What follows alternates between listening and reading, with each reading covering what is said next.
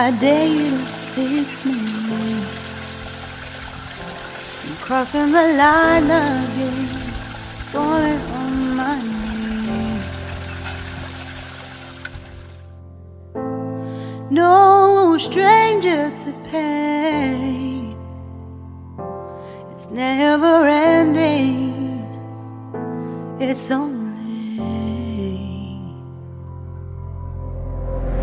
something I can't forget. My heart won't let it rest, but you keep on forgiving. Admit that I'm afraid. If I let go of this pain, am I completely betrayed? There's no air left to breathe. I'm drowning. Vultures are circling me. Around it, I need to fight. I know it's just so hard to let it go.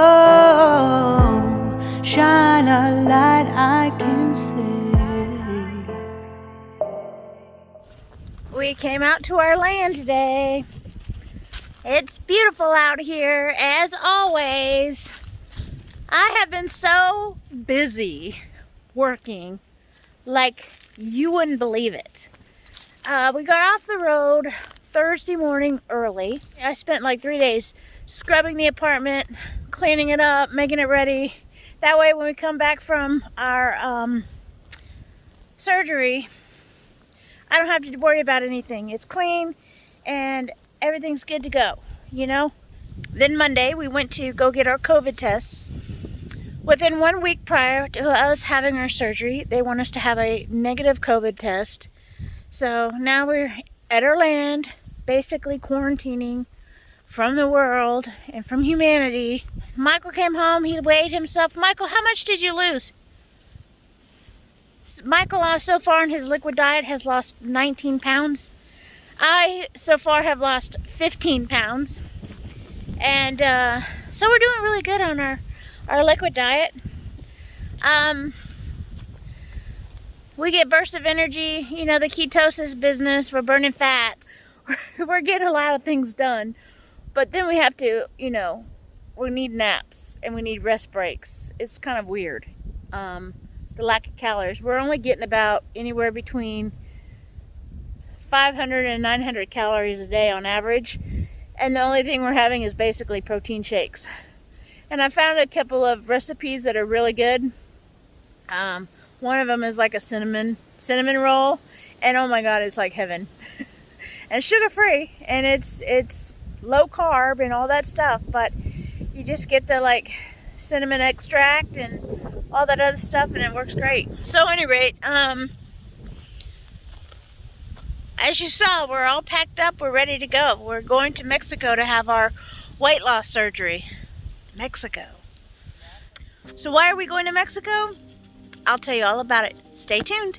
When we first started thinking about doing this process, we were over at Prime. We had health insurance and we were thinking about doing it the American way, going through American doctors, doing it the way the average society does it. When we inquired with our insurance about it, they told us that they only pay 75% of the procedure, so we'd have to come up with the other 20%.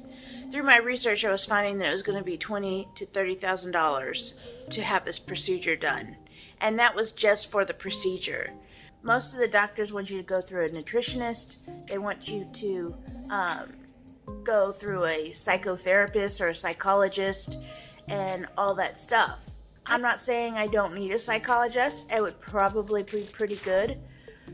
But when you think about all the appointments you need, all the deductibles you have to have, it adds up. And when your life is on the road, taking all that time off for all these appointments can be very overwhelming, can be a little daunting. And quite honestly, I don't think that the driver managers or dispatchers would appreciate it so much because, God, I just got you back running good and now you got to go take another appointment? Really? Let's just wait. You know, we're going to just save the deductible money and see about doing it. But our problem was with it Prime, our pay was always up and down. And it was really hard to save any extended amount of money. Because every time we got ahead, we'd fall back behind. Our miles would be low, our revenue would be low, and we'd fall behind again. So our savings account was struggling, basically. And we were really having a hard time making the extra savings on top of paying our bills, etc. So we just put it off, you know what I mean? We had some friends that have already gone this procedure in Mexico and down in Puerto Vallarta, and they gave us the doctor's information, both of them working out of the Prime outfit, gave us the doctor's information and was like, you should really think about going here if this is the route you're thinking about taking. And so we started thinking about it, and one friend told us what diet they were doing prior to, and Michael's like, well, maybe we just follow the diet and we'll lose weight. So we went out, got all the stuff that we needed, and started the diet, but we were not wholeheartedly in it. Fast forward, we come to Christensen. We're making decent money. It's consistent money, and we're able to save up money pretty quickly.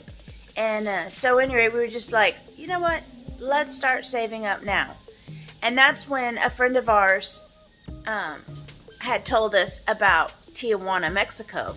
I had told her that we were thinking about going this route down in Puerto Vallarta. And she goes, well, before you make your decision to go to Puerto Vallarta, look into this place right here in Hospital BC in Tijuana, Mexico. The doctor is a master surgeon. He teaches other doctors on how to do the procedures, etc. The hospital is American owned, and so basically you're just going over the border to have the procedures done. When she first told me about doing it in Tijuana, I was like, Tijuana? All growing up, I heard Tijuana was just not the best place to go to. Kind of an industrial city, border town, kind of dirty, you know. But I had no real experience with Tijuana. And I knew Puerto Vallarta, so I felt pretty comfortable doing a procedure down there. She said, girl, my husband said the same thing when he heard Tijuana. But I'm going in January. I made my decision. I've done all the research. And you're welcome to look at any research I have. So I told Michael about this, and I said, you know what? Let's wait until January. Let's see how she likes this facility, and we'll go from there. You know, we'll make her decision. Well, she went in January. She had her weight loss surgery. She did the gastric sleeve, and she was totally happy. And so we joined their little support group on Facebook, and we were just like amazed by all the positive reviews and all the support system that the hospital has, because they're all involved with this support system page, etc. So we were just like, why not? We started looking at flights, and we looked at Puerto Vallarta and we looked at Tijuana. Well, it was much cheaper to fly to San Diego than it was to fly to Puerto Vallarta, by like half.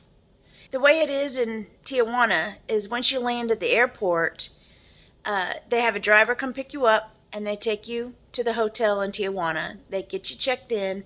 I mean, they've got this whole service. The one in PV, Puerto Vallarta, had the same opportunities. You know, they pick you up at the airport, they cater to you, etc.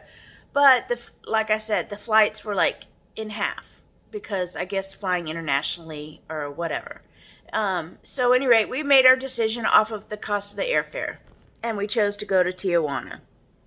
We just dropped the dang dog off at the kennel at his boarding daycare. How you feel, baby?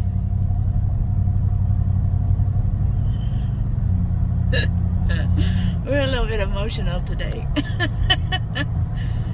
I am. I don't know about him. He's a motherfucking soldier. That's what he is. He don't get emotional. But I cried a little bit in the car on the way to take him. Because Michael had this song on the radio. One more day. And they're just like, oh, I don't want to go yet. By the time you've seen this video, we've already been down to Tijuana and had the surgery. Everything went well. In the next video, I'll be talking to you about our experience in Tijuana, so make sure to tune in next Sunday. Thanks for watching. Toodles, y'all.